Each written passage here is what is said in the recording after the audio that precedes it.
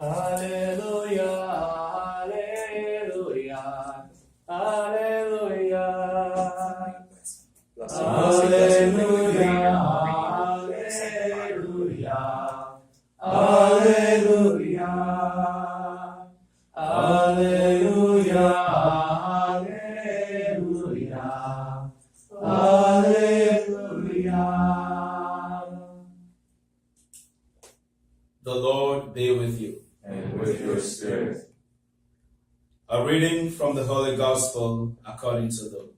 Glory to you, O Lord.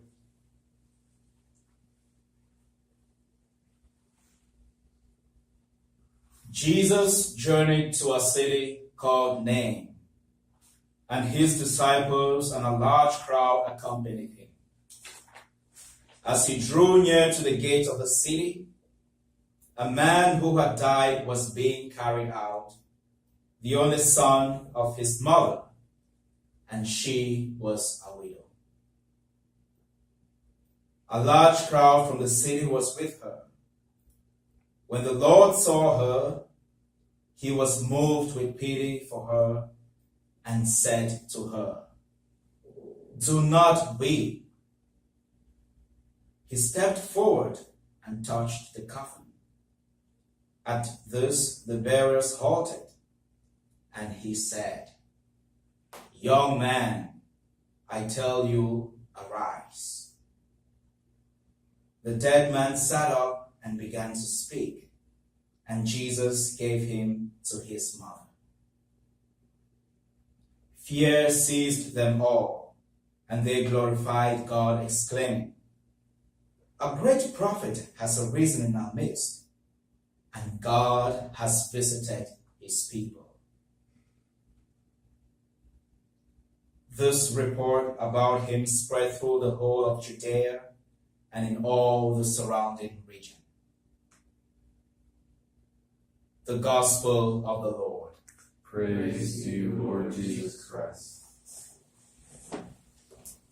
Through the words of the Gospel.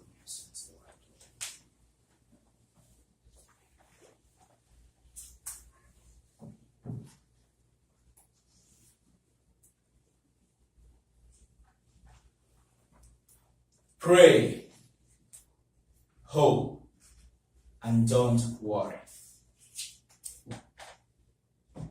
As I sat and wept before Saul's body, the same phrase went through my mind repeatedly.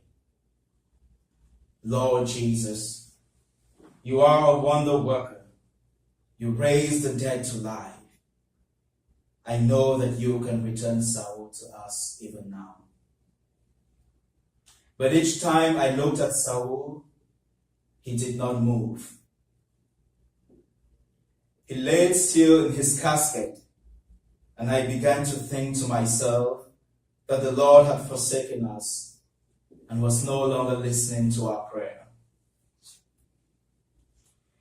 It is most likely that I wasn't the only one that wished our brother could just wake up. I felt abandoned when nothing seemed to happen. In the raising of the widow's son in the gospel passage we just heard, something unusual happens. Jesus raised the man not because he was asked to do it, but did it of his own accord. In most of the miracles performed by Jesus, he was often asked to do it. But here it was his own decision. Jesus looked at the widow. He immediately knew what she would suffer as a result of her sorrow. Some of the elements missing in this passage are the obvious consequences of a widow losing an only son, not just in her time, but in our own time. Sons are supposed to take care of their mother. Being a proclaimer of the good news, Jesus gave the woman what she hoped for. She wanted her son back. Jesus brought her son back to life. Jesus became like a sponge for her tears. Death turned about in its den and turned its back on the victorious one.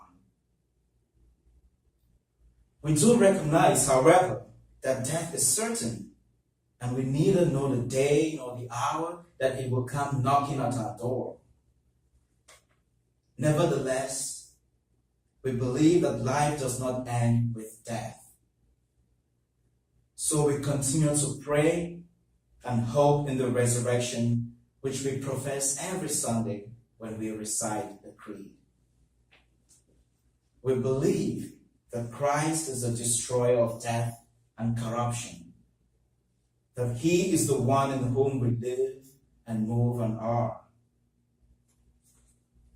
Raising the widow's son at that moment was essential in Jesus' ministry. None of his deeds would have been meaningful if he went by the widow without doing something. If religion has nothing to say to a grieving widow, it has nothing to say. The hope of the resurrection is not to be sought in the raising of the widow's son, but rather in the fact that the one who raised him to life has triumphed over death. If we hope and believe in the Paschal mystery, if we believe in the resurrection of the dead, then we can take comfort in this belief. We continue to support each other in this pilgrimage. We need to pray for mothers who lose their son. We continue in hope until we reunite with our beloved Saul in the heart of the Trinity when we come to the end of our pilgrimage on earth. Therefore, we should pray, hope, and not worry.